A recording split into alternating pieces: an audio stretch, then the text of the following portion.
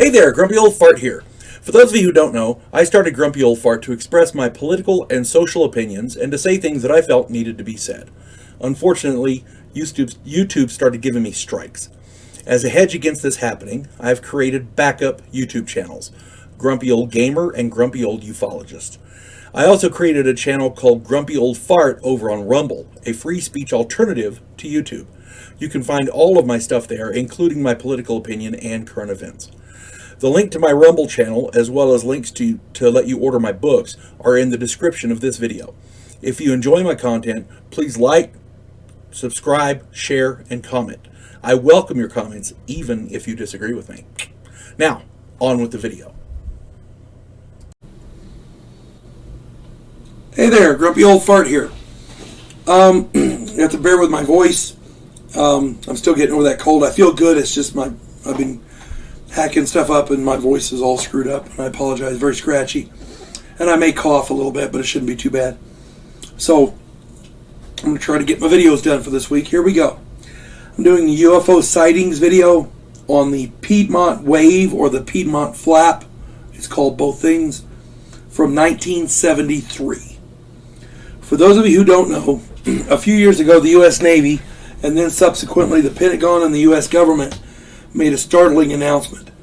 Gun camera footage taken of UFOs from aircraft off of the carrier Nimitz in 2004 was genuine.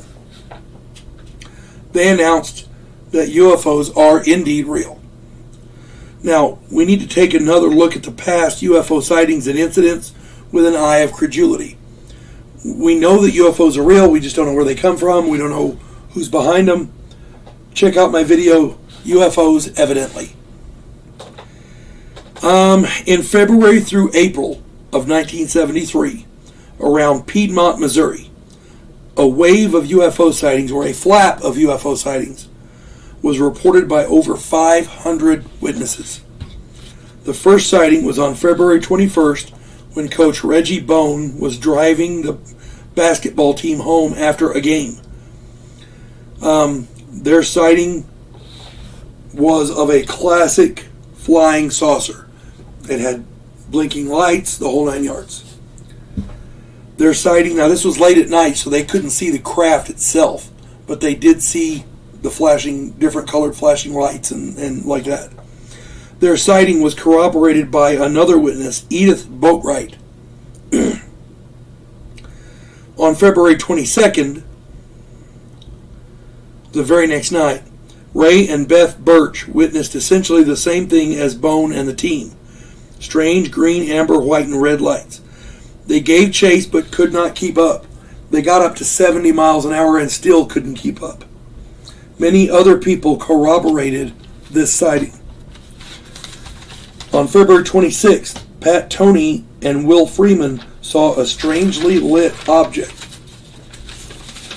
On March 1st, Earl Turnbaugh reported that an object lit up like a circus hovered ahead of his vehicle, and in a second or so it vanished.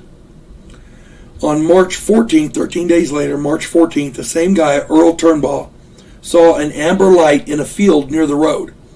He watched this object for about 10 minutes. There was a thunderstorm, and when lightning flashed, he could see a dome shape with sort of an antenna on top. Was what he reported. The following week, Earl again witnessed lights over the area. On March 14th, a professional photographer named Maud Jeffries, Jeffers, Jeffries, captured a small reddish ball on film. She believed it was a very high altitude object. Other reports bombarded police and newspapers. On March 22nd, around 4:30 p.m., two Southeast Missouri State University students named Joe King and Ron Miller saw an oval-shaped metallic craft with a flat bottom and a dome on top. Other witnesses reported many sightings. On April 3rd, a witness named Mrs. Stucker, and that's the only name I have for her, Mrs. Stucker, she witnessed one of the strange craft land. It was just after noon, and she was driving down Highway 60. According to her, the craft was shiny and metallic and round with the exception of a dome on top. It was split into 3 pyramiding domes. On the bottom, they seemed to be a tripod-like landing legs. Investigators found broken trees in a 30-foot circle, twisted counterclockwise.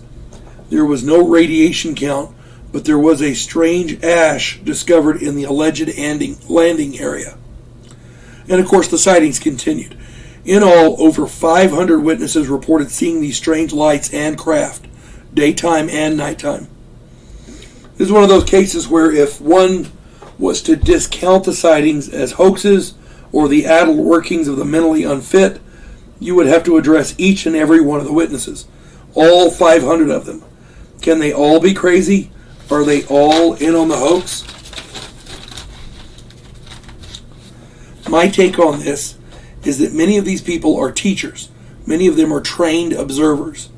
Most of them are upstanding members of the community with nothing to gain and everything to lose by reporting these sightings. I find them all extremely credible. I mean, now if you guys have more information, please put it in the comments. If you have a different opinion, please put it in there. I'm happy to read your opinions, even if I disagree with them. Hope this finds everybody well. You folks have a good day. God bless one and all.